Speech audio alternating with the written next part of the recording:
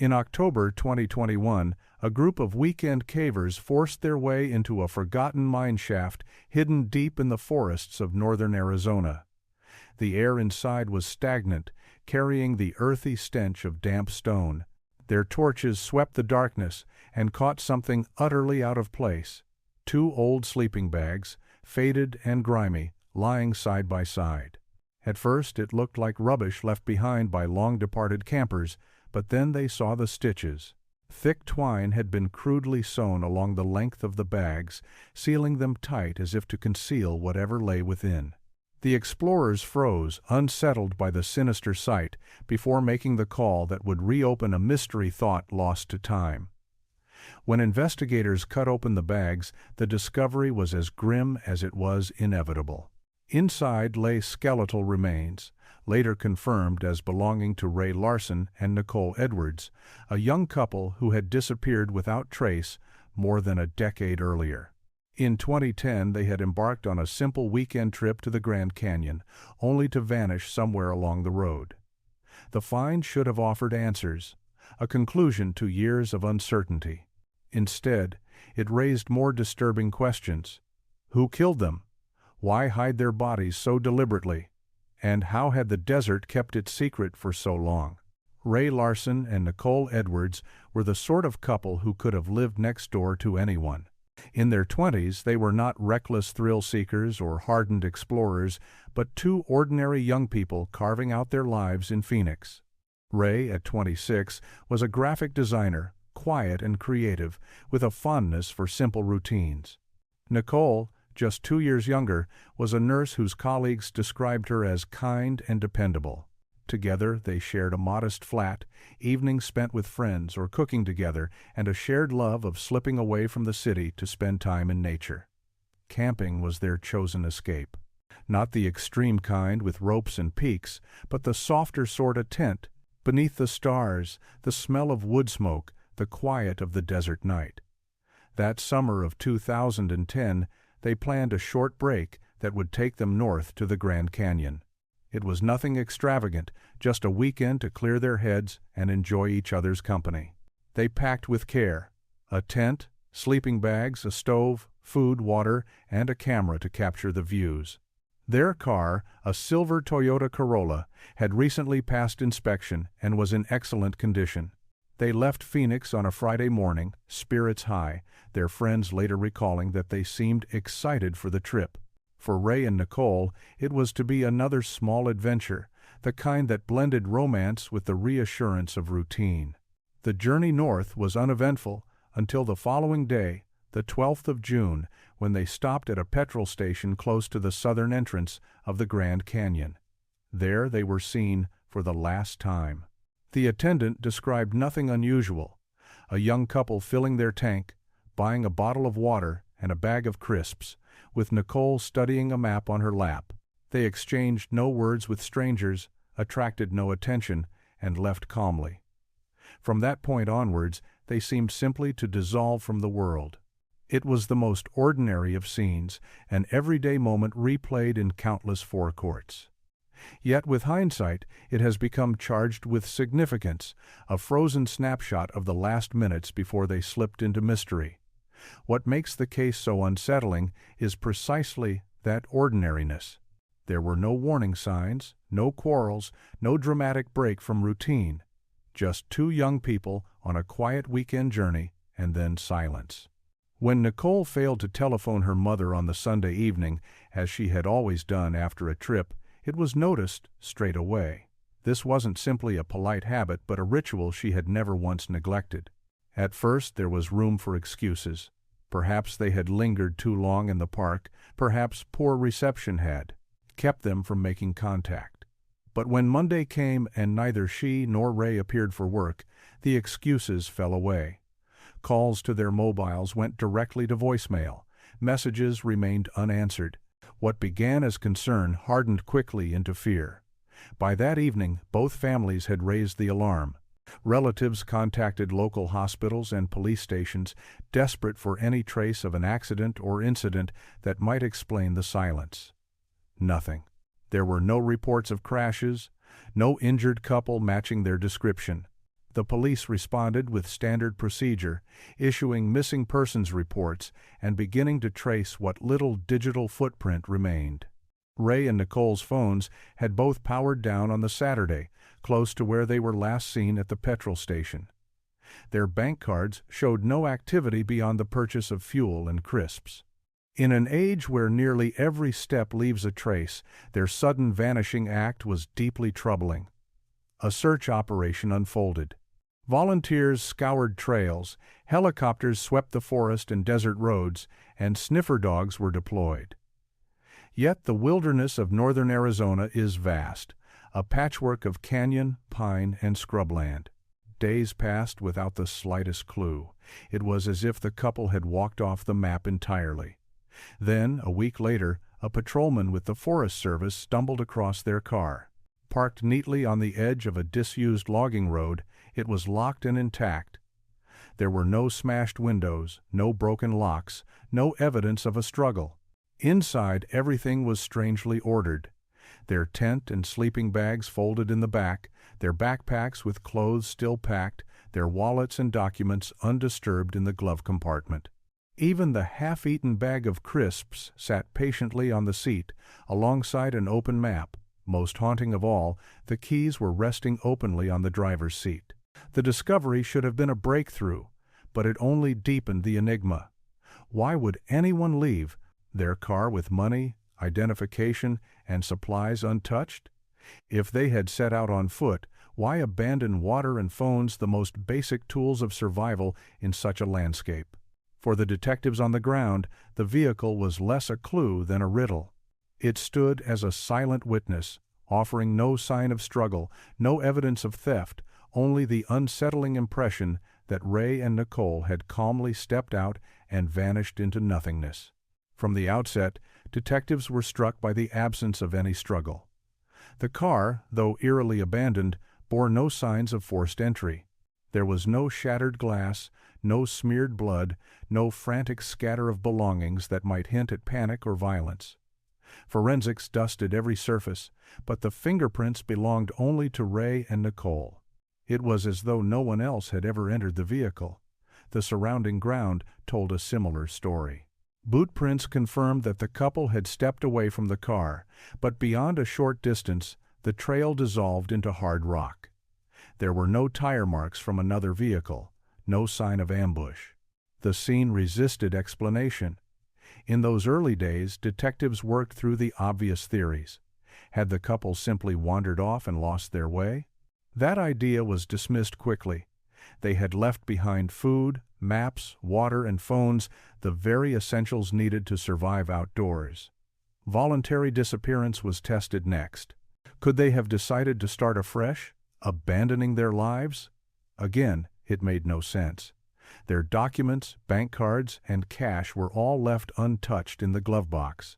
Suicide was raised, but the notion of driving miles into the forest, parking neatly, and walking into oblivion without supplies struck even the most cautious investigators as implausible. That left a darker possibility: abduction. Some suggested they might have been approached on the roadside, perhaps by someone posing as an authority figure, compelling enough to make them leave everything behind. Others speculated about hitchhikers or strangers in need of help. Yet the absence of any forensic trace was crippling. If they had been taken by force, it seemed to have happened far from the car. Witnesses were interviewed along the highways and campsites, CCTV footage trawled from nearby service stations, but no one remembered seeing anything out of place. The couple's final stop at the petrol station remained the last solid point of contact. After that, it was as though they had driven straight into silence. Weeks turned into months, and the search stretched across hundreds of square miles. Volunteers swept canyons, old cabins, even shallow mine shafts, but found nothing. The desert and forest yielded no answers, only a haunting stillness. With every passing day, hope dimmed. Eventually, the scale of the search was reduced, then abandoned. By the end of 2010, the files were moved to the shelves of the cold case unit. The photographs of the smiling couple lingered on bulletin boards, a reminder of two young lives suspended in mystery. For their families, the official silence was unbearable. For the detectives, the lack of leads was humbling. It was not a resolution but a stalemate, an unsolved puzzle locked away by the vastness of Arizona's wilderness. In the years that followed, the absence of answers gave way to speculation. When a case is left unresolved, the vacuum is inevitably filled by theories, and the story of Ray Larson and Nicole Edwards was no exception. Across online forums devoted to unsolved crimes, strangers from around the world began piecing together the fragments. Their ideas were at times imaginative, at times chillingly plausible. One popular line of thought placed the couple in the path of a serial killer, a predator who used the highways of the American West as his hunting ground. The theory gained traction because of its simplicity. They vanished suddenly, without a trace, just as others had in distant states. But when investigators compared the case against known offenders, no solid link emerged. Another school of thought suggested they had stumbled upon something they were never meant to see, perhaps an illicit drug operation hidden deep in the forest. Arizona's backcountry, vast and sparsely patrolled, had long been used for such purposes. Could Ray and Nicole have turned off the road and inadvertently walked into a clandestine site? It sounded feasible, yet no evidence of such an operation was ever found in the region. The most haunting theory spoke of a hermit or recluse, someone living off-grid in the woods, fiercely protective of his solitude. According to this version, the couple may have wandered onto his land and been met with violence.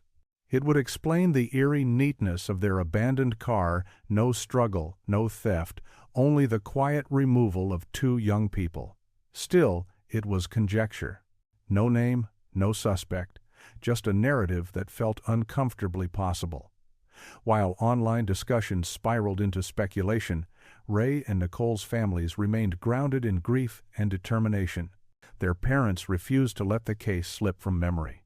They gave interviews to local papers, appeared on television appeals, and even hired private investigators to run independent searches. A website was set up dedicated to gathering tips, photographs, and any scrap of information that might point towards the truth. Each year, on the anniversary of their disappearance, their loved ones renewed the call for answers. Yet, despite this relentless effort, nothing concrete emerged. No credible witnesses, no overlooked clue, no breakthrough.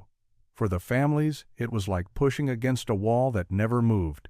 For the online sleuths, it became a puzzle without resolution, a story both captivating and cruel in its silence. What united them all was the same gnawing question: how could two ordinary young people vanish so completely, leaving only rumors and theories in their wake? In October 2021, more than a decade after Ray and Nicole had vanished, their story resurfaced in the most disturbing way imaginable. A group of 3 cavers, hobbyists who spent weekends exploring Arizona's abandoned mine shafts, stumbled upon a site that would reopen the case. Hidden in dense forest, the entrance to the shaft was barely visible, blocked by rubble and overgrown with brush. With effort, they cleared enough space to descend into the darkness below. The air inside was stale, thick with damp earth and rot. As their headlamps cut through the gloom, one of the men spotted 2 elongated bundles against the wall. At first glance, they looked like discarded rubbish, perhaps old bedding. But as he stepped closer, dread set in. These were sleeping bags, one blue, one green, their zips crudely sewn shut with thick twine. The makeshift stitching stretched the length of each bag, as though someone had deliberately sealed them tight. A faint, unmistakable odor hung in the air, the smell of decay. The cavers retreated in alarm, climbing back to the surface before contacting the authorities. The local sheriff's office responded quickly, recognizing at once that this was not a routine discovery. The remote terrain meant deputies had to approach on foot, carrying equipment to secure the shaft. Forensic specialists followed, descending into the mine with cameras and sample kits. They photographed the scene meticulously, collected soil and air samples, and prepared the bags for removal. Using a pulley system, the grim bundles were hauled to the surface with extreme care before being sealed in airtight containers for transport to the medical examiner's office. Speculation had begun even before the laboratory results were in. The disappearance of Ray Larson and Nicole Edwards was still remembered locally, and no other missing couple quite fit the profile. The suspicion was soon confirmed. Dental records established beyond doubt that the remains inside the Britantanso bags were Ray and Nicole. 11 years of unanswered questions had come to an end, but only in the most literal sense. The case was no longer about a disappearance. It was now officially a double homicide. For their families, the confirmation brought a strange mixture of relief and devastation. At last, they had their children back, though not in the way they had prayed for. For investigators, the find posed as many problems as it solved. After all the years of silence, they finally had physical evidence to examine. Yet the very manner of the discovery bodies, sewn into sleeping bags and hidden in a mine shaft, suggested a killer who had gone to extraordinary lengths to conceal his crime. It was a revelation that would plunge the case into darker, more baffling territory than ever before. The examination of the bodies brought revelations as unsettling as the discovery itself. Forensic experts began by determining the cause of death, and their findings painted a picture of deliberate, targeted violence. Ray had suffered a catastrophic blow to the back of the head, consistent with the strike of a heavy blunt object. The fracture was so severe that survival would have been impossible. Nicole's injuries told a different but equally harrowing story. The delicate bones in her neck bore the marks of strangulation. This was not a random accident in the wilderness, nor a panicked assault. It was 2 murders carried out with purpose. Yet the most startling detail came not from the fractures or the ligatures, but from the forensic timeline. Entomologists, studying insect activity, and pathologists, examining tissue breakdown, concluded that the bodies had not been placed in the mine immediately after death. Instead, they had been kept somewhere else, hidden for a period of at least 24 hours, possibly as long as 48. Only after this delay were they sewn into sleeping bags and lowered into the shaft. This gap changed everything. It ruled out the idea of a spontaneous killing in the forest, followed by a hurried attempt at disposal. Whoever killed Ray and Nicole had the means to store their bodies in secret for 2 days. That required a safe, private space, perhaps a garage, a shed, a cellar, or some other isolated building. Such a resource was unlikely to belong to a passing stranger. It suggested someone with local knowledge, someone with regular access to the land. Investigators now saw the concealment as methodical rather than improvised. The sewing of the bags was not only a grotesque act, but a practical one, packaging the bodies in a way that made them easier to transport, easier to hide, and perhaps even symbolically dehumanized. It hinted at a killer who was both calculating and detached, someone who could plan the disposal of 2 young lives with chilling precision. The implications were deeply troubling. If the killer was a local, he might have continued to live among the same small towns and rural communities where people still remembered the missing couple's smiling photographs. He would have passed neighbors in the street, perhaps worked alongside them, all while knowing that he had hidden 2 bodies underground. It cast the unsolved mystery, not as a random act of roadside violence, but as the work of someone embedded in the area, someone who could keep a secret buried for over a decade. For the families, this revelation added a cruel dimension. It meant that their children had not simply been lost to the vastness of the Arizona wilderness, but to the careful hands of a killer who knew exactly what he was doing. When the bodies were finally identified in 2021, the case, once cold, roared back to life. Detectives who had inherited the dusty files now had something tangible, yet what the evidence revealed only deepened the mystery. To leave 2 bodies in such a remote, hidden mine required not only ruthlessness, but also intimate knowledge of the landscape.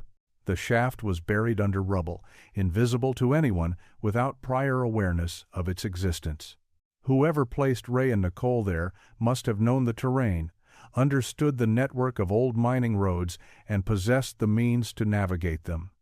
This was not the work of a casual passerby. It suggested a local, or at the very least, someone with strong ties to the region. Investigators turned their attention to the practicalities. To move the bodies from where the car was discovered to the abandoned mine required traveling nearly 50 miles of rugged roads, a journey impossible without a capable vehicle, an SUV or a pickup, something suited to forest tracks. That detail narrowed the field but did not provide a suspect. Many residents in rural Arizona drove exactly that kind of vehicle. The police dug through records, tracing landowners, checking who lived in the area in 2010, and examining criminal histories for any individual with a record of violence. Hunters, foresters, ex-miners, and those who had once worked the land were all scrutinized. The work was exhaustive, but each lead dissolved into nothing. No one's background, movements, or connections aligned with the grim logistics of the crime. Forensic hope was equally short-lived. The sleeping bags and twine were tested, but after more than a decade in the damp of an underground shaft, they yielded almost nothing. A handful of degraded fragments of DNA were recovered, but none were strong enough to link to a suspect. No fingerprints, no hairs, no usable fibers. It was as though the killer had managed to step out of the crime scene without leaving behind a trace of himself. The investigation, once reignited with such urgency, began to stall again. Detectives were left circling the same conclusions. The killer had to have been local, had to have known of the mine, and had to have had both the opportunity and the vehicle to make the disposal possible. But those deductions did not point to a name. They did not deliver the justice that the families had waited for all these years. What had seemed like the long-awaited breakthrough was, in truth, another wall of silence. The killer had hidden the bodies, but more than that, he had hidden himself, vanishing back into ordinary life as though nothing had happened. The more detectives sifted through the evidence, the clearer it became that whoever killed Ray and Nicole was not impulsive or reckless. The disposal alone spoke volumes. Sewing the bodies into sleeping bags was not the desperate act of someone panicking after a crime, but the method of an individual who had time, privacy, and the composure to carry out each step without fear of being caught. It was both chillingly practical and disturbingly ritualistic, as though the killer needed to package his victims before discarding them. Criminologists who examined the case began to build a psychological portrait.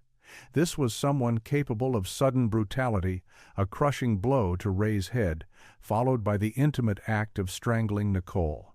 Yet there was no frenzy, no chaos. He struck with precision, neutralizing the physical threat first, then turning his attention to the more vulnerable victim. That combination of violence and control suggested a predator who could balance aggression with method, a man who killed efficiently and then calmly set about hiding the evidence. When it came to motive, the usual explanations fell away almost immediately. Robbery was ruled out. Their car still held wallets stuffed with cash, bank cards, and documents. Nothing of value had been taken, nor was there any sign of a personal vendetta. Ray and Nicole had lived unremarkable, ordinary lives. They were not embroiled in feuds, debts, or secret dealings. There was simply nothing in their backgrounds to suggest an enemy. That left darker possibilities. Sexual violence could not be confirmed due to the condition of the remains, but it lingered as a disturbing possibility, particularly given the personal and hands-on nature of Nicole's murder. Others leaned towards an even bleaker explanation, that the couple had simply encountered a predator who killed not for gain or revenge, but because they happened to cross his path. A man hunting opportunity rather than individuals, using the isolation of northern Arizona as his stage. This profile was unsettling precisely because it placed the killer not in the realm of the extraordinary, but the ordinary. He was likely someone who appeared normal to those around him, perhaps a neighbor, a co-worker, a man who bought groceries at the same shop as everyone else. Yet beneath that exterior lay the capacity for ruthless violence, coupled with the patience to plan concealment and the discipline to keep silent for more than a decade. It was this duality, the blend of cold calculation and outward normality, that haunted investigators. They were not chasing a figure from folklore or an eccentric recluse. They were chasing someone who had lived quietly among others, all while hiding a monstrous secret beneath the surface. More than a decade after Ray Larson and Nicole Edwards set out for what should have been a carefree weekend trip, the truth of their fate remains shrouded in darkness. The mine shaft yielded their bodies, but not the answers.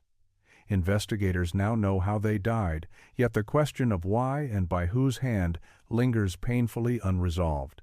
For every fragment of forensic detail, there are twice as many gaps, and the man responsible has never been found. For their families, the discovery brought only partial closure. They were finally able to bury their loved ones, but justice was denied. The thought that Ray and Nicole's killer could still be alive, perhaps living an ordinary life in some quiet Arizona town, is a torment that never fades. It is a reminder that evil does not always lurk in the shadows. Sometimes it wears the mask of the familiar. The mystery of Ray and Nicole is not just the story of two lives stolen, but of the silence that followed.